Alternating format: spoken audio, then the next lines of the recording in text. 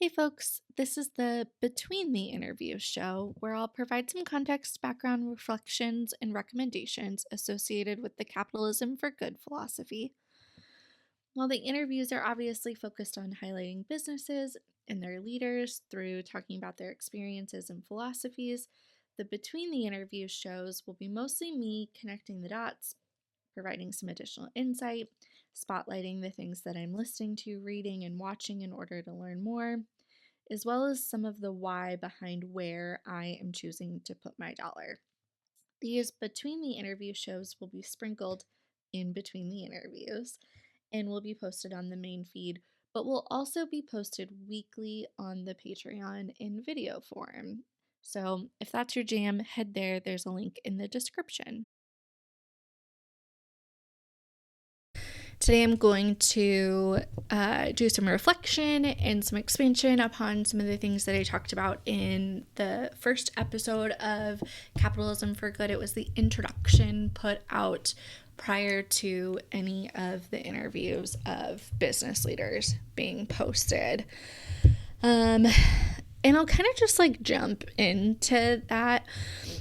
I didn't really go into the kind of personal aspect of this, of why this is important for me.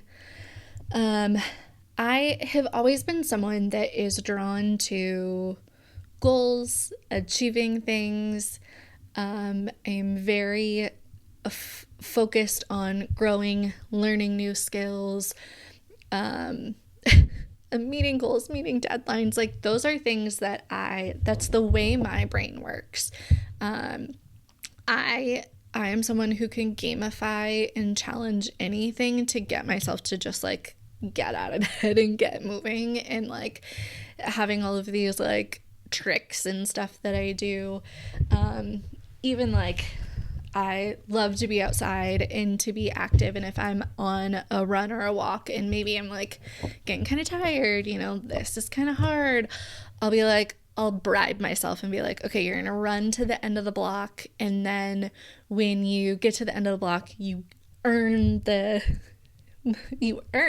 decision to continue to keep going for another block or so, or maybe you slow down and take a walk after you assess how your body is. Or I'm trying right now to cut down on some food waste. I travel a lot. I'm kind of all over the place, and so I realized in the last year that I was throwing out a lot more food than I ever want to admit to. So I created this fun new challenge for myself that I was going to use all the things that are in my fridge and in my kitchen, in my pantry, before I bought anything else. It also coincided with the big snowstorm that hit Louisville, Kentucky, actually multiple snowstorms. So it was also an excuse to stay in and also eat some different things than maybe if I was eating the same meal over and over again. Anyway, those types of I'd say trivial challenges are just the way my brain works and how things go. So in a professional setting, that's also the way that I approach things. I love a goal. I love a shared vision. I like knowing kind of where we're going, that we're all in it together. I want to know the end goal, and then I can build backwards our foundation. It's the way I approach everything. It's the way I do some consulting and advising work as well. And that's where I get really keyed up about other organizations and companies and really trying to help them as okay, where do you want to go? Where do you want to be to be successful, whatever your definition of that is, and how do we build you a roadmap? You can take detours, it can change, it can evolve as much as possible, but as long as you're generally going to the same spot, you'll know generally how you're gonna get there, and kind of breaking that down step by step. It's just the way my brain works. I say all that to say, there are two really big examples, particularly in my adult life, that I have come up against in two different organizations. I'm trying really hard not to be too specific. I don't want to call any one person or organization out, because again, things are complex, and that is just not my purpose here. But there are two situations that have kind of like paralleled themselves together, and ultimately, in both situations, my decision was to leave those organizations and to resign from my position, because in both situations, it was just flat out, it was a moral difference. It was an ethical difference, and that I hold those things into really high esteem. I have certain kind of morals and values that I find really important, and it's not worth it to me to try to separate those things. I understand that we are humans, we are complex, everyone has different views and thoughts and experiences and all of those things, and people are welcome to those, especially in this context. Those business leaders, those people all the way up at the top, you are welcome to have those decisions. You are the leader and the driver of your respective companies, and you have the right to conduct your business however you see best. And ultimately, in both situations that I am kind of targeting right now, it was really clear that I was not aligned with them. One situation, it got to a point where I was running out of potential ideas and solutions, even trying to use every other tool in my toolbox, resource at my disposal. I was finding it really difficult to marry the needs and the desires of the client that I was working on the behalf of, protecting my team of people who were reporting into me, protecting them as humans, and the stability and the longevity. I think that kind of ties into the client's needs and priorities, and the desires and priorities and support of the people above me. And it just became abundantly clear that those things were not aligned, and I was, by nature of my position at that time, kind of caught in the middle. And it was no longer a good fit for me, because I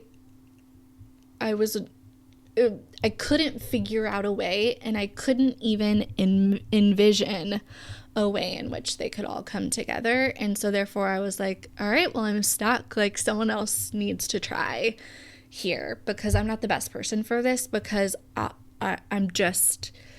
can't figure out a way to get all of these pieces in the puzzle to fit. In contrast with that, that company I had been with for many years, and I had always had really great experiences. I shouldn't say always. I primarily had really great experiences, specifically because of the leaders and the mentors that I had and kind of the group around me from above. I had a ton of support. I was learning a lot. I got very honest feedback. I got very constructive, helpful feedback. But I was also kind of like given some leeway to be like, you're your own person, you have a good idea, we hired you to do a job, so do the job. So that experience, like, that's a stark difference between like feeling super supportive, growing, changing positions, getting promotions, feeling like I'm learning a lot of things, and also feeling like I am making a positive difference. The saying that I say all the time is like, leave a place better than you found it.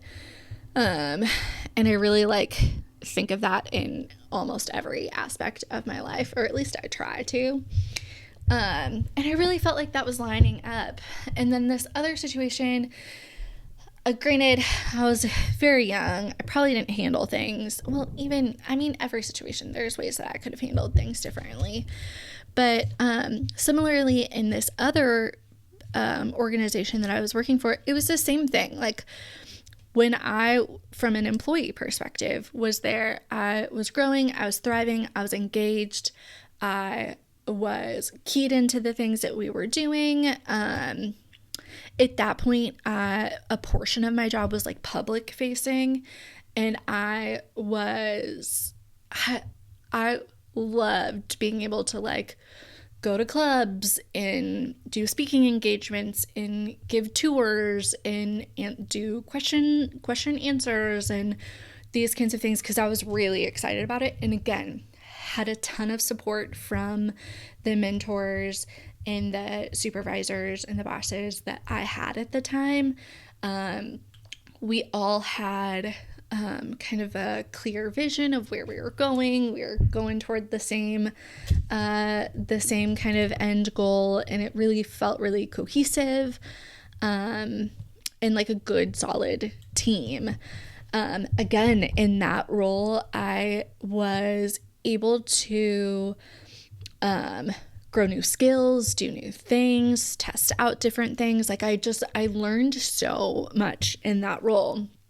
And then, much like the other situation that I talked about, in the end, what made me resign from that position was I was like, my morals and my ethics and my values no longer line up with what I'm experiencing internally. And that's in direct conflict with what I'm going out publicly and presenting. I'm saying this organization is so great and does so many great things for their clients, which I stand by. There were some really tremendously positive things that were happening, but my personal experience started to, as my supervisors and the people above me changed, my personal experience changed, and not just in a hey, our personalities don't really jive kind of way, but in a true like, hey, I don't think that our morals and our ethics and values align here. It's been a little bit of time since this situation, so I'll be a little more specific. I don't necessarily want to name any names or anything like that, but I experienced toward the end a lot of what I now look back on was like straight up like harassment, ageism, sexism, and just like flat out inappropriate behavior. Again, I was in a public facing position, and so I was engaging with the community quite a bit. One of the skills that I was learning was more like internal facing. It was very young at the time. And I remember walking into my office one day, which was next to my boss's office, and another colleague that worked in a different city was in her office, and they call me in as I walk by, which seems great. They're engaging me. These people that are, a step or two above me or kind of within my field, like coworkers, kind of peers, thought that it was kind of a good idea. And they were like, hey, I heard that you were taking on some of the grant writing responsibilities. We had recently had some turnover. The woman that was doing that like grant writing and grant management was leaving her position. And I was like, great, this is a great opportunity for me to learn a new skill. I got a passion for writing. It's something that I've always been told that I'm good at. I think that this is something I can do. I really love the verbal aspect of it. I bet I can put it in writing. Let me take a stab at it. At least in the interim, if it doesn't work out, you continue to fill her position, and that's fine.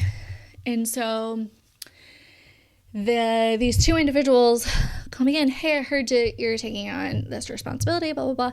And I come at it as so excited for this opportunity. I think it'll be really cool. I think I can do some great things with it.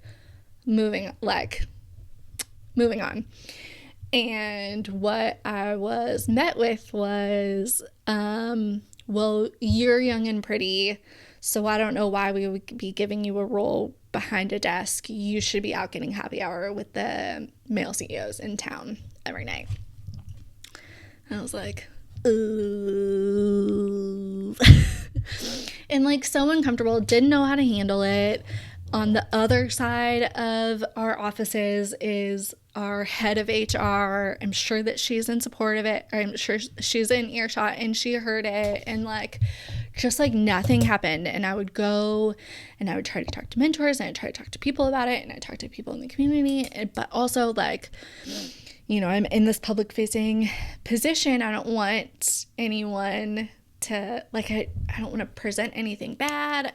I don't want to, like, be perceived that I'm talking negatively about my supervisor. Like, I don't want any of that to come back at me. I don't know. It was all, like, uncomfortable, and then would escalate into, again, I am at this point a young woman in my 20s, and, like, you know, I'm dating, I'm doing all these things, and I would, like, you know, come into my office on a Monday morning and have my boss straight up say to me, like, how was your date with so-and-so person this last weekend? And it would be like a first date that, like, nobody had known about. Like, how do you even know?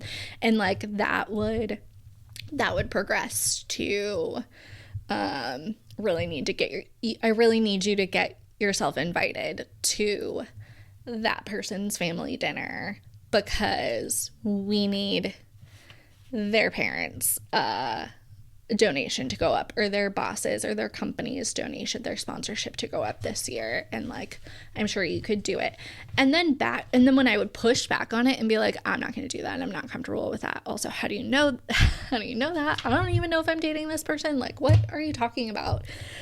Like, how do you know about this? Just so many things. And I would get, like, very serious conversations from my direct boss being like, well, I'm doing it, my boyfriend's blah blah blah is donating blah blah blah, you know. Just like, it became really clear that the culture and the environment that was being cultivated at that time was just something that I wasn't willing to do. I wasn't willing to blend my personal life and use that for, like, a monetary work gain, even if the end result is, like, the client is benefiting because the client's getting more money. Like, those were lines that, like, I personally was never willing to cross. And, like, still to this day, I feel very uncomfortable about it. I feel very uncomfortable about the people involved in it and all of those things. And it just, like, I say all those things to say, those are just two examples. I've witnessed, and especially as I've also, like, sat on boards of organizations and done that, like, consulting or advising, mentoring kind of roles that I've done in the past, I've seen it, while maybe not those two examples specifically, but I've seen all of these different things of just, like, hey, my company doesn't value me. I have a friend who, we were on vacation this past summer, and as she's flying in on vacation, she's on PTO, she is not working. She gets a phone call from her boss as she's flying out on vacation that says, like, hey, by the way, we're doing this reorganization, and I don't really know what's going to happen in the next quarter, but we don't know what's going to happen with anyone's roles. And, like, she just, like, and that's it. And she just goes on to vacation being like, am I going to come back and not have a job? Am I going to, like, and it's things like that while it seems like when we're talking about, like, using capitalism for good and what companies have products that we're going to, like, pay for and where we're going to put our dollar and those kinds of things, it's actions like that of, like, I'm going to actually choose, I as a supervisor, I'm going to choose to pick up the phone and call my direct report while she's on vacation, not working, and tell her, give her a courtesy heads up that she might not have a job when she comes back or in the next couple of quarters. And, like, she's not with her husband, she's not with her kids, she's got all these ramifications. Like, she's sitting there being like, how do I pay for XYZ's childcare if I come back and I don't have a job? She's, like, on vacation spending money, and she's like, am I, like, how soon is this? She doesn't have any of these answers. Like, that is a decision that person's supervisor made in that moment to not value and consider that individual and, like, what was best for them. That creates stress, that creates worry. I can only imagine that by the time she actually went back to work, that instead of actually doing her job and like thriving like the skilled, talented, wonderful human being she is, she's probably like gonna be preoccupied with talking to her boss and her coworkers about like, what are you hearing, what's happening here, do like honestly trying to deduce whether or not they have a job. And I have another friend who is kind of going through that right now, maybe not to the extreme of getting a phone call while she's on vacation, but like as business leaders, from the internal side of things, the way in which we treat our employees and our direct reports is important. And that has trickle down effects that go into, even just if we're going to talk like dollars and cents here, the cost of turnover. So if you lose an employee, then that job still likely has to get done. Your employees remaining are going to pick up the slack and do that. They're going to get stressed. They're going to get burnt out. They're going to be stretched thin. So their other duties are not being done to the same quality caliber that they were being done before. You're spending time. You might have to spend some money to advertise the position. You're spending the time reviewing resumes, interviewing people, finding that new person. That could take, I don't know, every field is different. That could take a few months. Sometimes it takes a whole year. Then you get new employees in. Then you have to train them. Then you have to get them set up. Like, that takes time. You have to get them equipment. You have to, like, there's this transition period that also stretches everyone thin.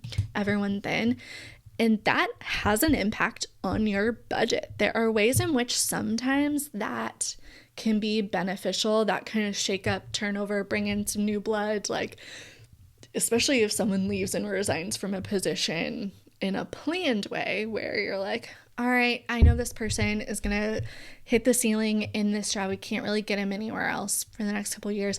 I know in the next probably 1 to 3 years, they're probably going to leave. So we're going to slowly prepare. Is there a way that they can train their replacement? Is there a way that they can set up some guides and some, training materials for the next person to, like, there are some ways that you can prepare for it. And when people just get so frustrated, they just like leave and shut down, like, that's costing you money. That trickle down effect, if you're manufacturing an item, that trickle down effect, if you are spending more money on your overhead, your actual like people there, that means that the cost of your item needs to go up in order to cover that margin.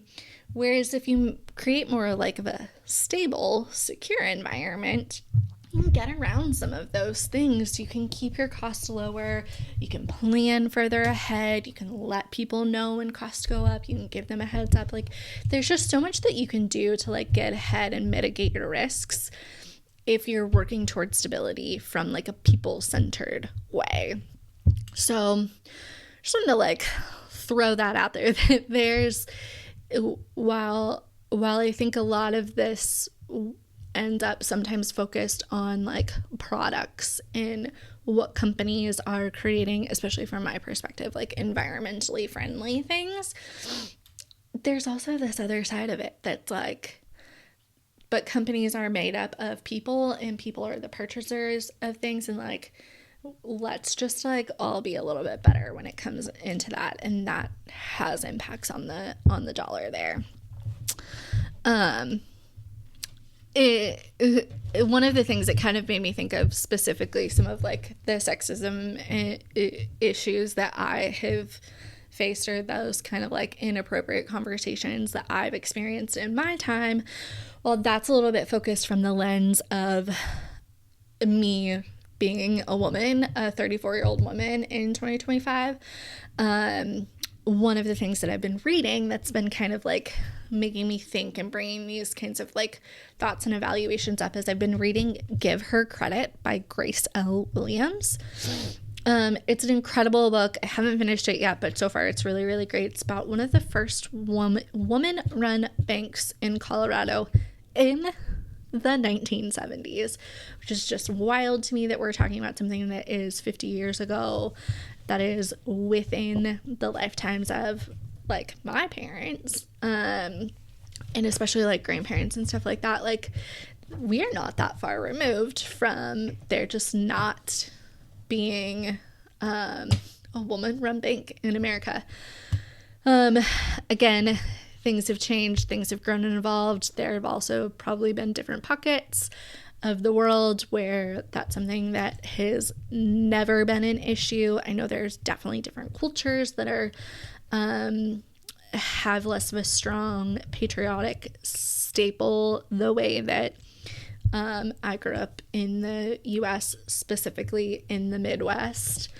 There are some of those kinds of like underlying themes that just make up my own personal experience. And reading this book really helped me kind of reframe some of my thoughts.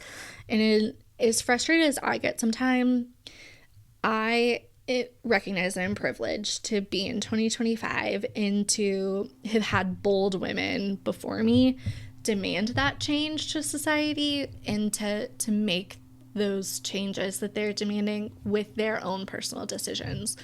These decisions to start a woman-run bank. And this book opens up with the story of this woman trying to go get a loan. She's given the opportunity to purchase a business that she's worked for like 20 years or something like that. She goes into, I don't know, 5 or so, a number of banks that are owned and run by men. She presents her case. They say, Actually, and in fact, one person tells her, you need to go home and have some children. Got a particular issue with that statement, just personally. Not to say that women that have children are not superheroes. They are. Oh my God, you guys are doing amazing work with your bodies, and I just am very like in awe of that. But then this woman goes to this bank in question and goes in and they say, oh, well, we also can't give you a loan, but we'll give you some steps to work toward how you can eventually do it. Like, let's work with you to put you in a position to where you could be eligible for this. And just that simple act alone to just like consider that, while that specifically is kind of like a woman focused perspective, I think it also can apply to just like a people focused perspective of like, all right, well, maybe you don't meet XYZ standards right now, that's fine, but like, how can we get you there? Can I just like, as a person, give you some advice, give you some guidance that might help you?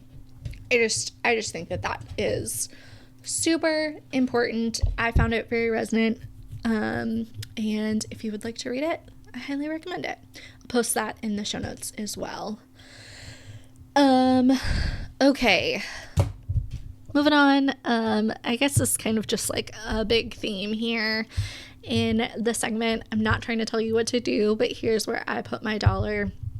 Again, I'm thinking a lot about like being a woman in society, and beauty standards and those kinds of things. I am not someone who is naturally skilled or talented, much like I don't have a creative bone in my body, so I bought things on Etsy that are created by other people. I'm not a great like beauty kind of person. I guess those things kind of go hand in hand. I don't have a good eye for that, but I have found other women who are. So I'm going to shout out where I'm putting my dollar for beauty-wise.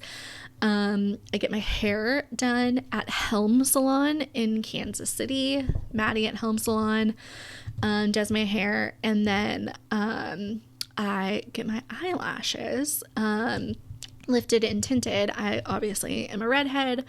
I don't in my normal life wear a ton of makeup, but I like to feel a little bit like put together, but I don't want to like do the work. But what I will do is pay Demi at Lumi Skin Bar in Louisville, Kentucky to do my eyelashes and take care of that and like pay someone else for their skills and their talents. That's also helping me. And also the getting my lashes done in particular is just the ability to like lay back and close my eyes for 45 minutes and have someone else, do do their magic, I think is amazing. So shout out to Helm Salon in Kansas City and Lumi Skin Bar in Louisville, Kentucky. You guys are saints, and I appreciate it. And then, it just as a reminder, I'm not an expert on literally anything. I am still learning, I'm still growing, I'm still evolving. So some of the questions that I still have that this made me think of is just in general, what's the average cost of turnover when individuals leave companies, and how is that cost passed down to consumers when service industries? Going back to Lumi Skin Bar, the cost of products in January of 2025 are going up. So the cost of that service is actually going up. I got a very nice, respectful email that was like a heads up. This is going to go up. It's going to go up starting on this day. This is why it's going to go up. Very great. Love the heads up. Understand and will continue to go back. Thank you. Appreciate the transparency. Other questions. How do you handle a company seeming to differ from your morals and values, or supervisors that might have different morals and values? That's a big question to me, because in both of those examples that I pointed out here, I left. So what are your other choices rather than leaving? Where I'd love to hear about people who ended up actually making a difference by staying, maybe reversing course in